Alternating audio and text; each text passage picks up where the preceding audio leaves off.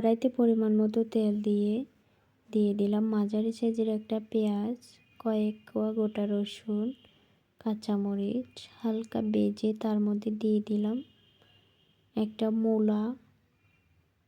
লবণ দিয়ে কিছুক্ষণ ভেজে নেওয়ার পর অ্যাড করে নিয়েছি হলুদের গুঁড়া, মরিচের গুঁড়া।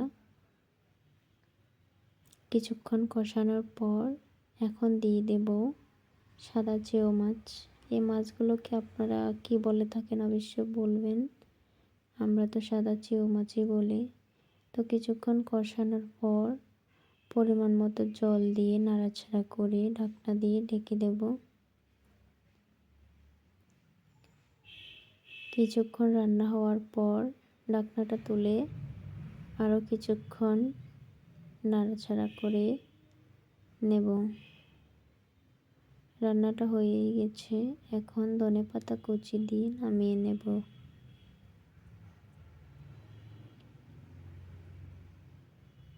বেশ হয়ে গেছে,